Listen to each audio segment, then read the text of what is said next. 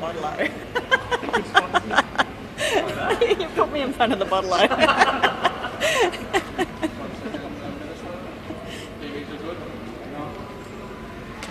Are these a bit high? They just feel a bit high. Are we all good?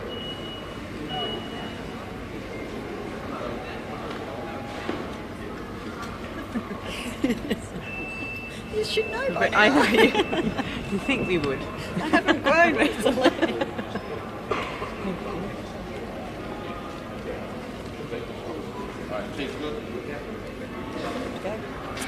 Well, good morning, Queensland.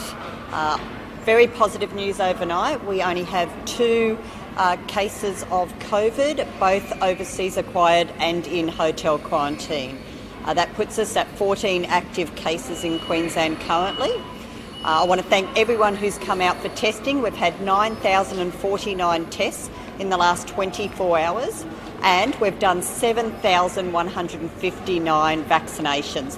That is almost triple what we were doing a week ago as a daily total. So thank you to all the people turning up to get tested, and particularly can I say thank you to all of the health workers who are doing our vaccinations around the state at the moment. I want to say how good it was to just go to my local GP and get my AstraZeneca vaccination.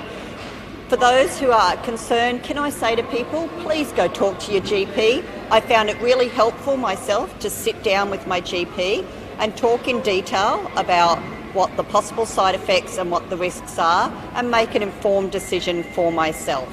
So if you are 50 or older, please make a booking with one of the accredited, approved GPs to see if you should be getting the vaccination now. And of course, we have just opened up the hubs, and we're starting to expand our hubs for the Visor, for those who are currently 40 to 49 in the community. We've had over 23,000 people register this week alone in that age group. So thank you. We'll be letting you know as soon as those new hubs are open. I remind everyone that the restrictions in relation to Victoria took effect from 1 a.m. this morning. Only Queensland residents should be returning to Queensland and will need to hotel quarantine. If you are a non-Queensland resident, you would need an exemption to arrive in Queensland. For those who had arrived in the previous 24 hours, you must follow the same lockdown restrictions as Victoria. So you must isolate yourself for up to the next 7 days, and you can only go out for very limited circumstances, which includes either going to a vaccination booking or going to get a COVID test yourself. So please check the sites, check the venues if you've been in Victoria in the last 14 days, and make sure you are following the criteria set down both by Victoria and Queensland. There's only 4 new cases in Victoria today. It just dropped. But today, returning Queenslanders going to quarantine. Did we jump the gun too early? Could we hold off on? Not at all. We have followed the lead of Victoria. We did not declare Victoria a hotspot until they themselves locked down their city and their whole state. You don't make the decision to lock down an entire state quickly. There's a lot of thought that has gone into that. They know what the science is. They know what the risk is. There are a number of cases. There's 2 clusters in Victoria at the moment, and I understand over 150 venues and over 10,000 contacts so far. So any of those contacts could be in Queensland right now.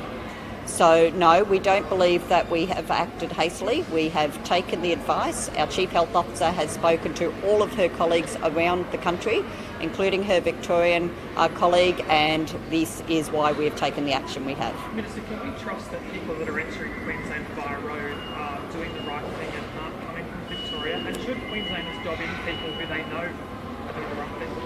Look, let's try to do this in a positive way. We don't need people dobbing others in, but we do say we all have a part to play. If we want our economies open, if we want to be able to go to our shopping centres and our clubs and our pubs and go out for dinner, if we want large gatherings for birthdays and catching up with family, we can only do this if everyone does their part, particularly when there is community transmission happening in any state or territory, which means if you've come from Victoria, if you've been into Victoria for the last 14 days, You've got to follow the rules. And I have absolute confidence we will, because we have for the last 18 months.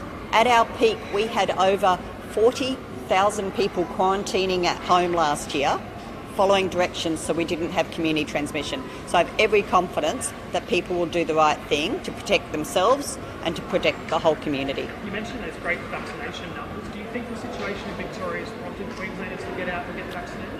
Look, I think what we've seen with the increase, there's a number of factors. We've been ramping up our sites across the state over the last few weeks, and most of our visor hubs across all of our 16 hospital and health services became fully operational last week. So that's led us to be able to increase rapidly.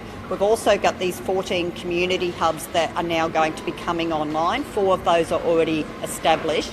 So that has allowed us to build capacity. But I have no doubt whatsoever, Victoria's seeing many people come out in large numbers to get vaccinated since the outbreak occurred. I have no doubt we'll see an increase because everyone wants to stay safe.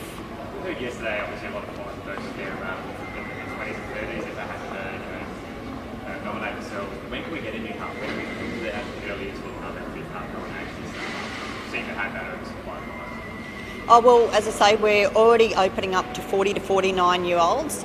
We will be expanding that very soon. We just want to get our big hubs open. We'll have more to say about this over the next few days, but we're going to be setting up these 14 hubs as quickly as possible and looking at expanding that age group, remembering that the 50 plus should still be going to their GPs or to a Commonwealth Respiratory Clinic and just getting the advice and making sure it's informed consent. Could it be earlier than July, or is it? I'm very confident our 14 will be open before July. Is that it? And quickly on Origin, I mean, it's looking likely that Canberra's probably going to be in the box seat there, but should it be in Townsville? Oh, it should be in Queensland, that's for sure. Where else would you want to play State of Origin? You know, we've handled COVID so well in this state. The Southerners are voting with their feet. We've got so many from New South Wales and Victoria moving to Queensland. They know this is the best state to be in, and why not have State of Origin here? This is where the first one should be played. But look, on a very serious note, our hearts go out to everyone in Victoria right now. This is a very difficult time to go into a lockdown to up to 7 days at this stage. We know they're doing it tough. We know businesses are doing it tough. Individuals are going to find it very tough going back into isolation again. So our thoughts are with you. But if the State of Origin's got to move somewhere, there's no place but Queensland. And quickly on your jab, did you get the flu jab first? I did. I got my flu jab 3 weeks ago because I was visiting aged care facilities in Longreach and Barcaldine, and so I was advised that I couldn't go into those centres without I had the flu vaccine. So thank you.